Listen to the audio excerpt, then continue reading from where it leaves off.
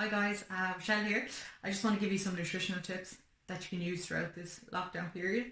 I know it's difficult for people being at home, and I know myself, my nutrition has slightly changed because I'm at home so much and you're just snacking and eating and probably not eating the meals you should be eating. So I just have a little chart done up here. I'm going to attach it at the end of the video so you'll be able to have a look, and I'm just going to give you a few tips basically. So the first thing is have your three main meals.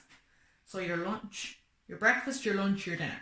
Okay, these three main meals as a family should be eaten at a table, sitting down without anything distracting you. So don't be gulping down your food so you can go and watch another series on Netflix. Right, you need to sit, relax, talk to your family and eat your three main meals, okay? So I would eat them at the kitchen table as a family, as I've said. Okay, and then you have three snacks. So these snacks should include, two of them should include healthy. So fruit, nuts, yogurt, granola, maybe some homemade cereal bars, different things like that, okay, that the kids might have helped you with. Then your last snack would be your pre-bed snack. For this, I would have a little treat. So have a cup of tea, a decaf coffee, and then have a treat with it. So a Freddo, maybe a cupcake you've made, okay? If you eat these snacks earlier in the day, you will eat them again later in the day. So just leave yourself that treat for later in the day, okay?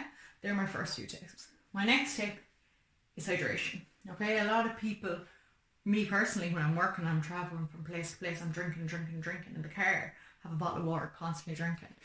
But when I'm at home, I tend to just kind of forget about it and stop drinking. So you need to keep yourself hydrated. You might feel like you're not doing as much exercise, you're not getting out and about, but you're actually probably just not drinking enough water, and the dehydration can lead to headaches, might make you feel tired, you know, you're hitting a bit of a slump in the middle of the day. Water can help with that, okay? So just make sure you're keeping yourself hydrated.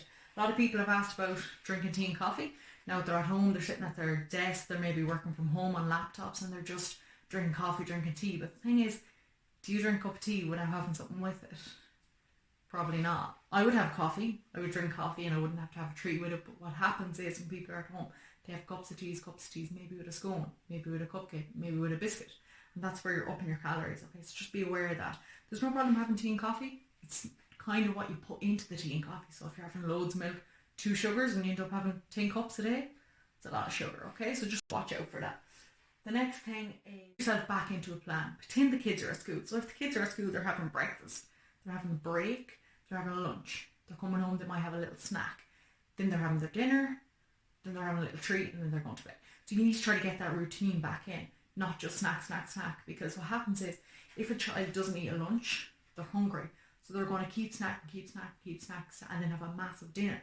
That's what you want to avoid, okay? So my last thing I'm going to talk about is portion size. Right, you normally have a plate for your dinner, I would say, for example, and what you might normally have would be half the plate of carbs. So you might have potato, rice, pasta, then you would have a portion of meat, your protein, and then you might have your veg. What I would say to try while you're at home and while you have more time is try and have half plate of veg, quarter of a plate of carbs, quarter of a plate of protein. It'll just get you a little bit healthier, and it will also help with your portion size.